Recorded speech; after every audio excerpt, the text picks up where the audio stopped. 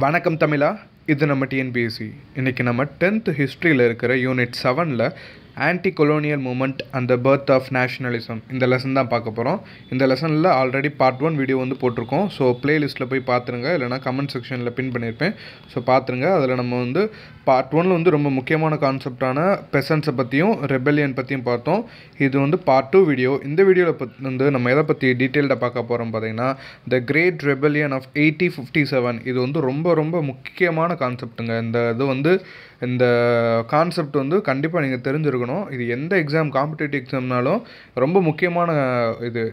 நம்ம இந்திய ஹிஸ்ட்ரியிலேயே இது வந்து ஃபஸ்ட்டு சிவிலியன்லாம் சேர்ந்து பிரிட்டிஷ் கூட போய் சண்டை போடுவாங்க. ஸோ இதான் அதோடைய முக்கியத்துவம். எப்போ நடக்குது பார்த்தீங்கன்னா 1857. இந்த ஃபஸ்ட் வார் ஆஃப் இந்தியன் இண்டிபெண்டன்ஸ்னு எதை சொல்லுவாங்க பார்த்தீங்கன்னா, அந்த கிரேட் ரெபெலியன் தான் சொல்லுவாங்க. ஓகேங்களா? ஸோ இது வந்து ரொம்ப இந்த கொஷினே ரிப்பீட்டட் கொஷின் தான். ஸோ இது கேட்க வாய்ப்பு இருக்குது, பார்த்துக்கோங்க. நெக்ஸ்ட்டு பார்த்தீங்கன்னா இது வந்து மேஜரான ரீசன்ஸ் பார்த்தீங்கன்னா, த ஃபஸ்ட்டு மேஜர் வந்து என்ன ரீசன் பார்த்தீங்கன்னா, சிவில் பீப்புள்ஸ், அதாவது சாதாரண பாமர மக்கள்லாம் இருக்காங்களே, அவங்க எல்லாமே சேர்ந்து பிரிட்டிஷுக்கு அகேன்ஸ்டாக வந்தாங்க. இது வரைக்கும் பார்த்தீங்கன்னா ராஜாக்கள் வந்திருப்பாங்க, பாலிகார் பற்றி பார்த்துருப்போம், ஜமீன்தார்ஸு, இப்பெல்லாம் ஒரு காலாக வந்துட்டு இருப்பாங்க. இப்போ பார்த்தீங்கன்னா பொதுமக்களே வந்து பிரிட்டிஷுக்கு அகேன்ஸ்டாக வர ஆரம்பிச்சிருப்பாங்க. ஸோ அதுதான் இந்த 1857 முக்கியமான ஒரு ரீசனாக இருக்கும். நெக்ஸ்ட்டு பார்த்தீங்கன்னா இதில் நம்ம வந்து ஏபிசிடி இந்த மாதிரி கொடுத்துருப்பாங்க. ஏல பார்த்தீங்கன்னா இந்த 1857 த கிரேட் ரெபெலியன் நடக்கக்கூடிய காசஸ், அதாவது காரணம், எதுக்காக இது நடக்குது, எது ட்ரிகர் பண்ணுச்சு பார்த்தீங்கன்னா அதை பார்ப்போம். நெக்ஸ்ட்டு ரிவால்ட்டை பற்றி பார்ப்போம். அடுத்து ஒன்று ஒன்றா பார்க்கலாம். ஃபஸ்ட்டு காசஸை பார்த்துடலாம். Annexation policy of British India. British எதுக்கு வந்திருக்காங்க நம்மளுக்கு எல்லாத்துக்கும் தெரியும். நம்மகிட்ட இருக்கிற வளங்களை திருடுறதுக்காகவும், ஸோ நம்மகிட்ட இருக்கிற எல்லாத்தையுமே அனெக்ஸ் பண்ணி அவங்க ஆதிக்கம் பண்ணி பவருக்கு வருவாங்க. ஸோ அது வந்து மக்களுக்கு பிடிக்கல. எந்த மாதிரி அனெக்சேஷன் பாலிசிலாம் இவங்க ஃபாலோ பண்ணாங்க பார்த்தீங்கன்னா, ரொம்ப முக்கியமான 2 பாலிசி பார்த்தீங்கன்னா, doctrine of paramountcy and doctrine of lapse. இந்த 2 தாங்க ரொம்ப முக்கியமானது பிரிட்டிஷ்காரங்க வந்து ஃபாலோ பண்ணதில். Doctrine of paramountcy, doctrine of lapse. ஓகேங்களா? இந்த 2 பார்த்தீங்கன்னா, டாக்ட்ரின் ஆஃப் பேரமௌன்சி இது என்னன்னு பார்த்தீங்கன்னா, சுப்ரீம் பவர். பேரமௌன்ட்ஸ்னா சுப்ரீம் பவர், அதாவது அவருக்கு தான் இருக்கிறதுலே அதிகமான பவர் இருக்குதுன்னு நினச்சிட்டு இருப்பாங்க. ஸோ அது பிரிட்டிஷ் வந்து இந்த மாதிரி ஒன்று கொண்டு வந்திருப்பாங்க. இது யார் கொண்டு வந்தால் பார்த்தீங்கன்னா, நம்ம புக்கில் கொடுக்கலங்க. ஸோ புக்கில் கொடுக்கல, நான் எக்ஸ்ட்ரா கண்டென்ட்ஸ் சொல்லுவேன் சொன்னேன்ல. ஸோ நோட் பண்ணிக்கோங்க. டாக்ட்ரின் ஆஃப் பேரமௌன்சி வந்து லார்ட் ஹேஸ்டிங் கொண்டு வந்திருப்பார். Lord Hasting. ஓகேங்களா?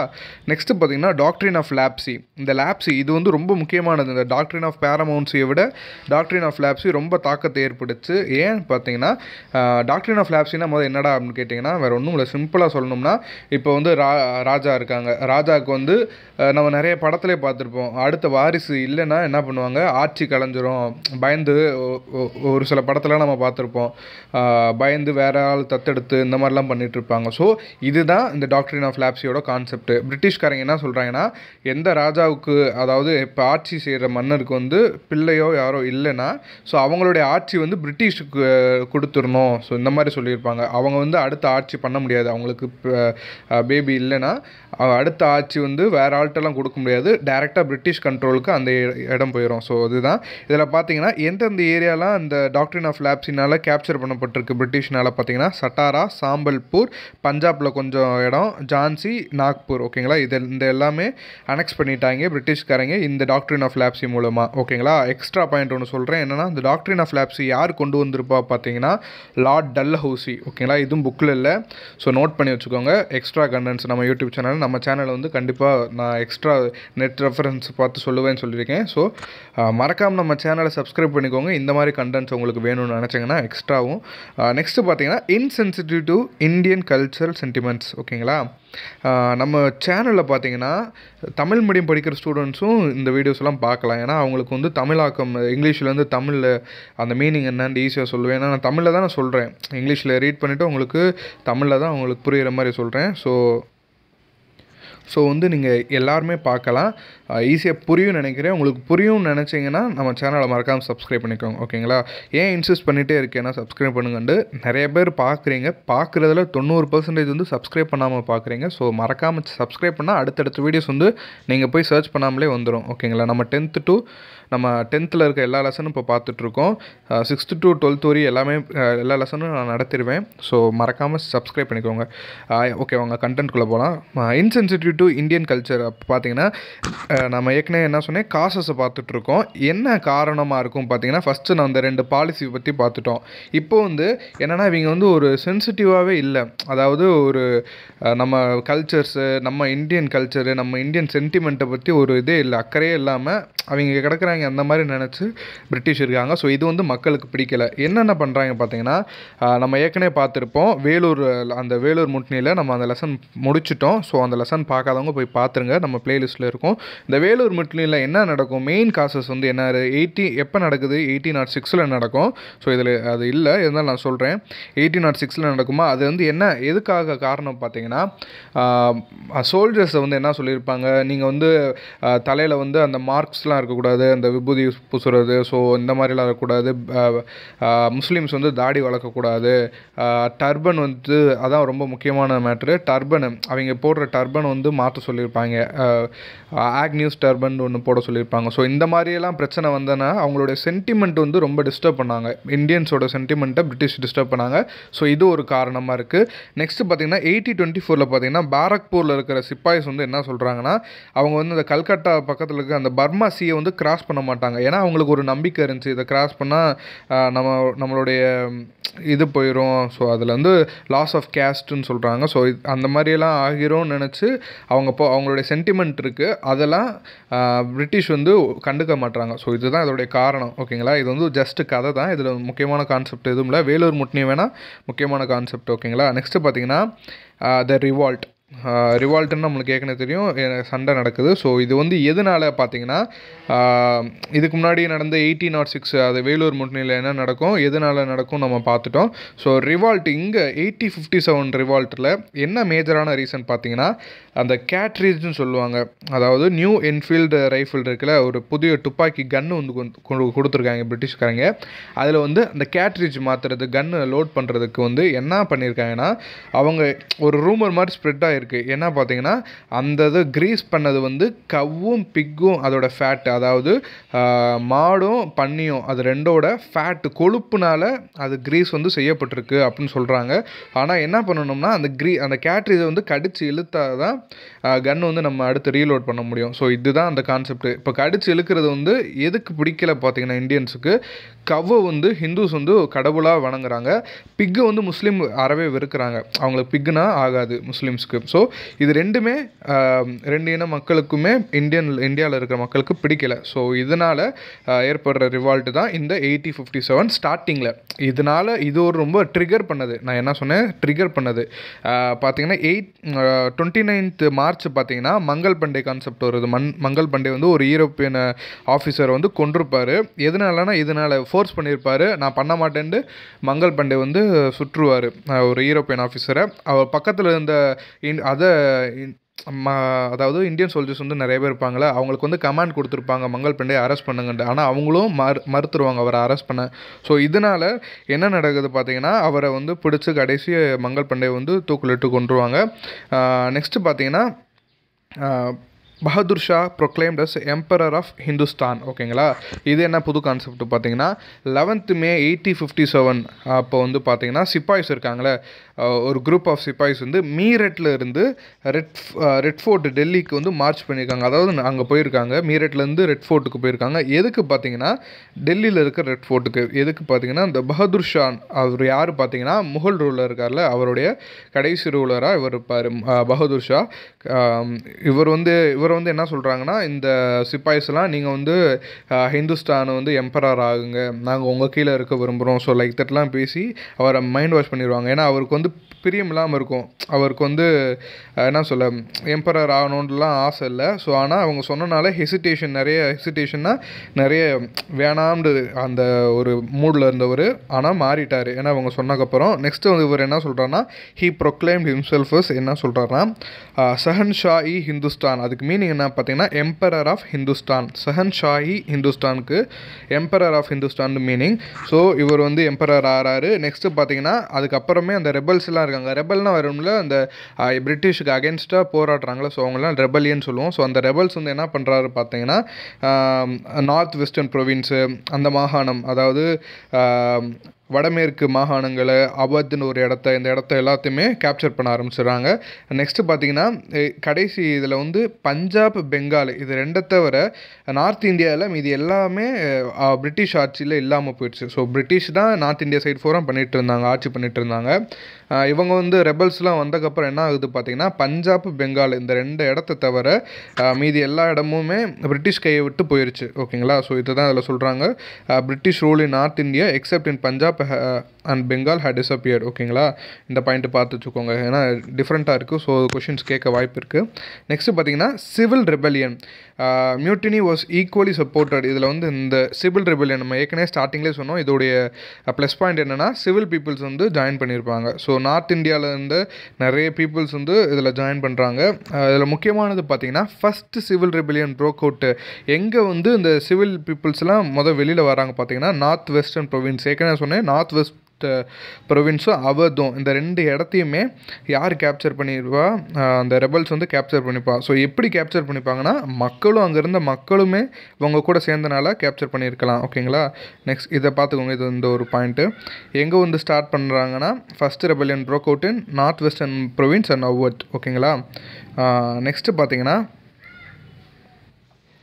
நெக்ஸ்ட்டு ஜமீன்தார்ஸு, தாலுக்தார்ஸு இவங்க எல்லாருக்குமே பிரிட்டிஷை பிடிக்கலை. ஏன்னா ஸ்டார்டிங் வந்து பிரிட்டிஷ்காரன் வந்து என்ன பண்ணுறாரு, ஸ்டார்டிங்கில் நம்ம ஃபஸ்ட்டு பார்ட்டில் பார்த்துருப்போம், பிரிட்டிஷ் வந்து யாருக்கு இந்த லேண்ட் லார்ட்ஸுக்கு, ஜமீன்தார்ஸ்க்கெலாம் பதவி கொடுத்து மக்களுக்கு வந்து இது பண்ணுங்கள், காசு கூட லெண்ட் பண்ணுற மணி லெண்டர்ஸ்க்கெலாம் லெண்ட் பண்ணுங்கள், இந்த மாதிரிலாம் சொல்லிவிட்டு என்ன பண்ணுறாங்கன்னா, கடைசி ஜமீன்தார்ஸுக்கே இது ஆப்போசிட்டாக போயிடுச்சு. அவங்களுடைய பவர் வந்து இழந்துட்டாங்க. ஸோ இந்த மாதிரி பிரச்சனைனால ஜமீன்தார்ஸுமே பிரிட்டிஷுக்கு அகேன்ஸ்டாக வந்து வராங்க, எல்லாருமே வராங்க. ஸோ இதுதான் இந்த இதில் கொடுத்துருக்கு, வேறு எதுவும் பெருசாக இல்லை. நெக்ஸ்ட்டு பார்த்தீங்கன்னா, இந்த prominent fighters against the British. யாரெல்லாம் பிரிட்டிஷுக்கு அகேன்ஸ்டாக வந்து ஃபைட் பண்ணுறாங்க, ரொம்ப முக்கியமான லீடர்ஸ் மட்டும் பார்க்க போகிறோங்க. நானா சாஹிப், இவர் யார் பார்த்தீங்கன்னா, லாஸ்ட் பெஷ்வா பாஜிராவ் இருக்கார்ல, அவருடைய அடாப்டட் சன் தான் இந்த நானா சாஹிப். ஓகேங்களா? நானா சாஹிப் வந்து யார் பார்த்தீங்கன்னா, adopted son of Peshwa Bajirao two. இவர் வந்து லாஸ்ட் பெஷ்வா. நம்ம ஏற்கனவே இந்த மராத்தாஸ் இதெல்லாம் பார்த்துருப்போம், அதில் லாஸ்ட் பெஷ்வா வந்து இவர் தான். அந்த மராத்தா லெசனு அதெல்லாம் ஒன்றும் உங்களுக்கு புரியலன்னு நினச்சிங்கன்னா, நம்ம சேனல்லே ரொம்ப சூப்பராக கிளியராக உங்களுக்கு புரிகிற மாதிரியே ஒரு கதை மாதிரியே சொல்லியிருப்பேன். ஸோ அதை போய் பாருங்கள், 8th ஸ்டாண்டர்டில் நம்ம அதை பார்த்துருப்போம். ஸோ மறக்காமல் போய் பிளேலிஸ்ட்டில் போய் செக் பண்ணுங்கள். நெக்ஸ்ட்டு பார்த்தீங்கன்னா, பேகம் ஹசரத் மஹால் லக்னோவில் இருக்காங்களோ, ஸோ அவங்க நிறைய பேர் இதில் வரும். கான் பகதூர் பேரலியை சேர்ந்தவங்க. ஸோ இவங்க எல்லாருமே பிரிட்டிஷுக்கு அகேன்ஸ்டாக இது பண்ணுறாங்க, ரெபல்லியனாக இருக்காங்க. இதில் ரொம்ப முக்கியமான ஆள் யார் பார்த்தீங்கன்னா, ராணி லக்ஷ்மி பாய், ஜான்சி அந்த இடத்தை சேர்ந்தவங்க. இவங்களும் வந்து இவங்களுடைய லேண்ட் வந்து அந்த டாக்ட்ரின் ஆஃப் லாப்சி மூலயமா அனெக்ஸ் பண்ணப்பட்டிருக்கும். புரியுதுன்னு நினைக்கிறேன். டாக்ட்ரின் ஆஃப் லாப்சி வந்து நம்ம ஏற்கனவே பார்த்தோம், அவங்களுக்கு வந்து சைல்டு இல்லாதனால லக்ஷ்மி பாயோட ஹஸ்பண்ட் வந்து இறந்துருவாங்க. ஸோ அவங்களுக்கு வந்து சைல்டு இல்லை. ஸோ அதனால என்னென்னா, அவங்களுடைய இடத்த வந்து டாக்ட்ரின் ஆஃப் லாப்சி மூலயமா அனெக்ஸ் பண்ணிடுவாங்க பிரிட்டிஷ்காரங்க, டல்ஹௌசி கொண்டு வந்தது.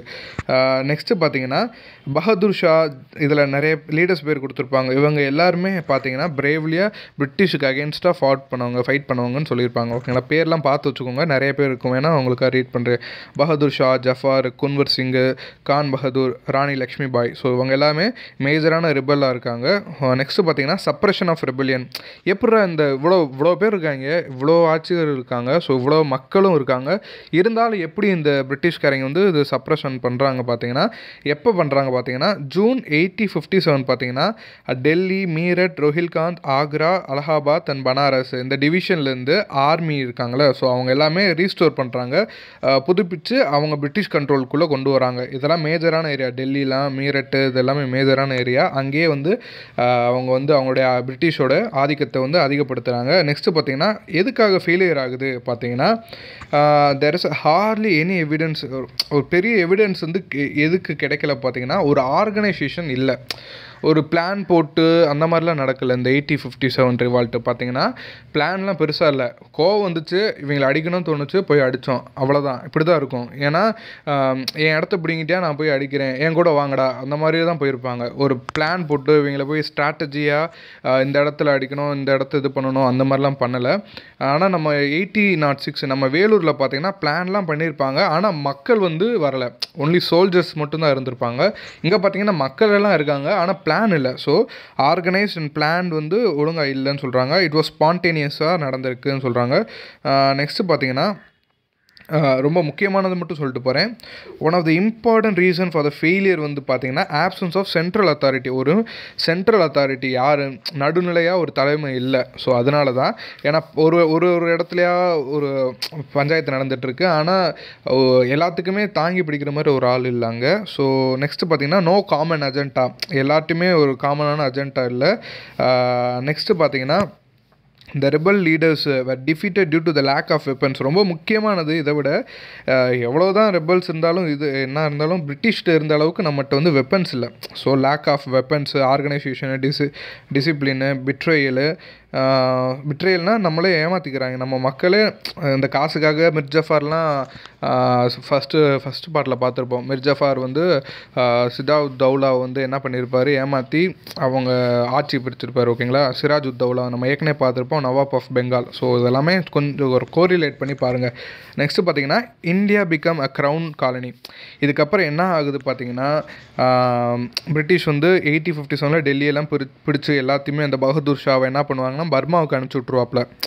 பகதூர் ஷா யார், நம்ம ஏற்கனவே பார்த்தோம்ல, டெல்லி எம்பரர்னு சொல்லி தெரிஞ்சார்ல. ஸோ அவர் என்ன பண்ணுறாங்கன்னா, அவர் பிடிச்சி பர்மாவுக்கு போப்பா தம்பின்ட்டார். ஏன்னா அவ்வளோ பவர் இல்லை அவருக்கு. முன்னாடி இருந்த முகல் ரூலர்ஸ் பார்க்கல அவங்க எவ்வளோ பவர்ஃபுல்லாக இருந்தாங்க. ஆனால் இவர் வந்து வரவே மாட்டேன்றவரை சும்மா பேர் அளவுக்கு வர வச்சுருப்பாங்க. ஸோ அதனால் இவரை ஒன்றும் பண்ண முடியாதுன்னு பர்மாவுக்கு வந்து சிறைப்பிடிச்சு போகிற மாதிரியே போயிருப்பாங்க. நெக்ஸ்ட்டு பார்த்தீங்கன்னா, India become a crown colony.